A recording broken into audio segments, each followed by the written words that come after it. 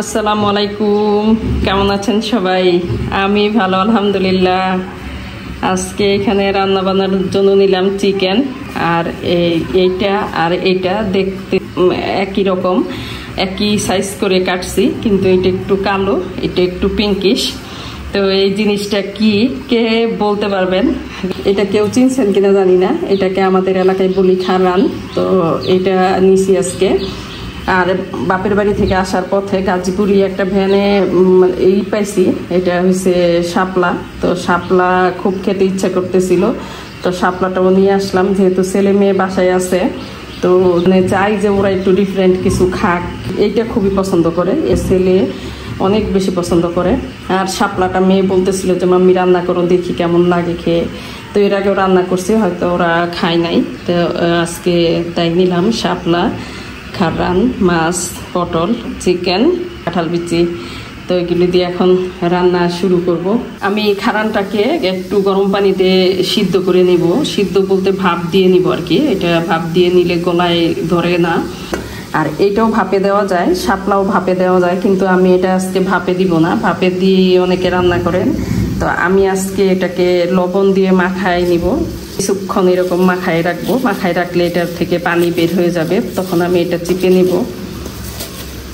দেখতে অনেক লাগতেছে, কিন্তু এতটুক থাকবে না, কমে যাবে। আমি শাপলাটাতে লবণ দিয়ে ঢেকে রাখছিলাম, এখন দেখি কি অবস্থায় আছে। এই যে এটা অনেক অনেক কমে গেছে, অনেক কমে গেছে। এই যে এটার থেকে পানি বের হয়েছে। এখন এই পানিগুলি আমি আর একটু উলট পালট করে দিই, এটা আর একটু নরম হোক।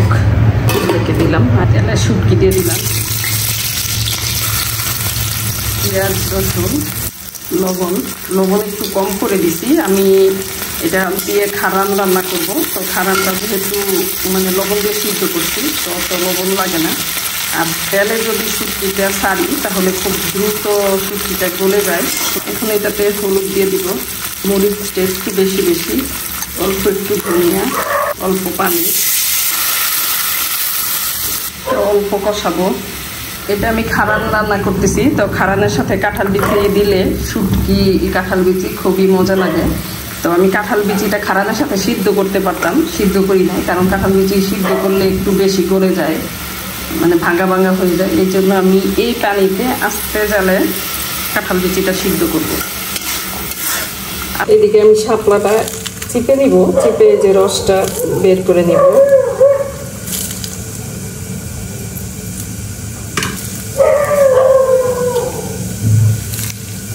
চিপে নিলে আর এই শাপলাটা একদম গলে গলে যায় না, একটু মুখে লাগে, একটু কচকচ করে, তো ওইটা খেতে বেশি মজা লাগে।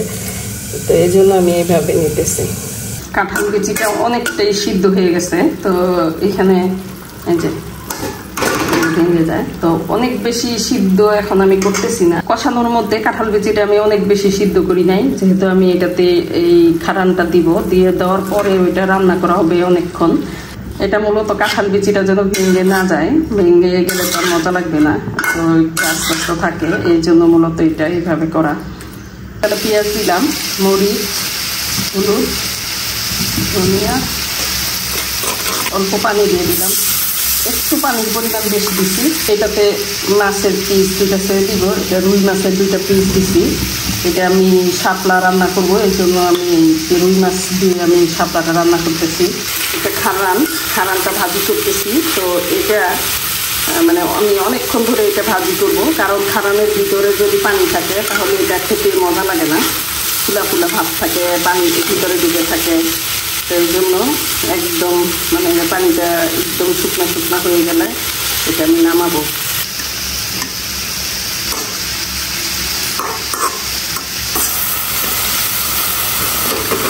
মাছটা আমি ভেঙে দিতেছি, শাপলাগুলি এরকম চিপে একদম এরকম করে দিচ্ছি, শাপলাটা দিয়ে দিচ্ছি।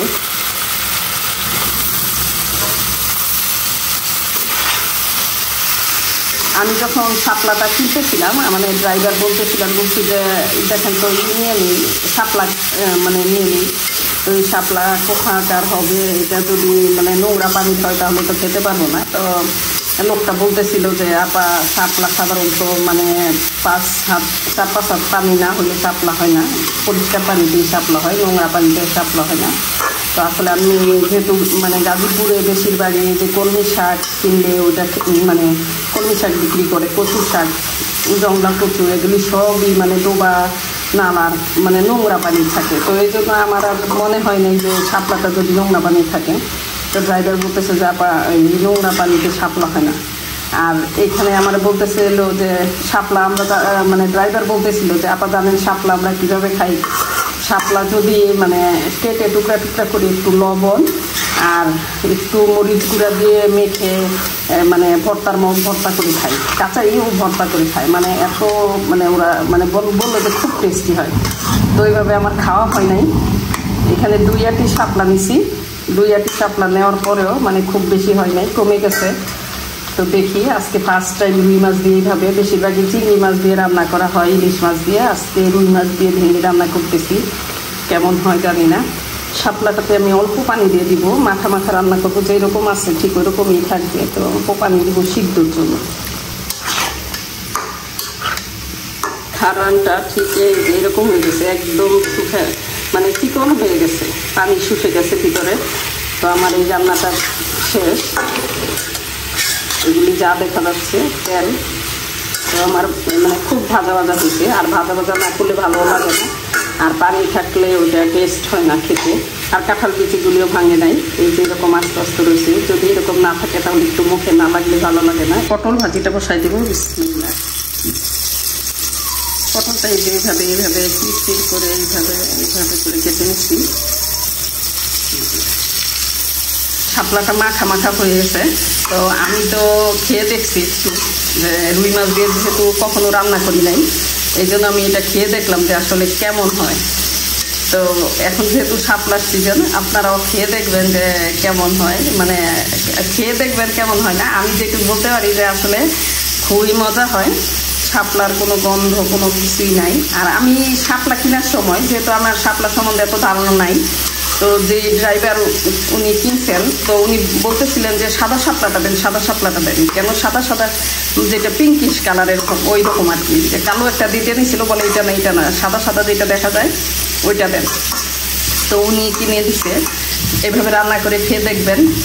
আমার মানে ধারণা কারণই খারাপ লাগবে না। তারা তো পছন্দ করে না, এটা অন্য কথা, কিন্তু এটা অনেক মজা হয়েছে। শাপলাটা একদম মাখা মাখা হয়ে গেছে। এখন এটা আমি নামাই নিব। পটলটা এক পাশ হয়ে গেছে, এখন উল্টাই দিব। দুই পাশটাই সুন্দর মতো হয়েছে। এখন এটা নামাই নিব। চিকেন রান্নাটা প্রায় শেষের দিকে। আর এখানে গরুর মাংস গতকাল রাতে রান্না করছি। এখন মানে শুধু আমি আর মেয়ে খাইছি, ওগুলি রয়ে গেছে। হ্যাঁ, এখন গরম করতেছি দুপুরে খাওয়ার জন্য। চিকেন রান্নাটা শেষ, এটা এখন নামাই নিব। আর এই চুলায় গরুর মাংসটা গরম করতেছি। গরুর মাংস গরম করার মধ্য দিয়ে আজকে রান্না বাড়া শেষ করলাম। আসলে অনেক রান্না বাড়া ছিল, ঝামেলা ছিল, বহুত সময় লাগছে, কারণ আজকে যেগুলি ঝামেলার রান্নাই ছিল সব। তো এখন রান্না বাড়া শেষ, আলহামদুলিল্লাহ।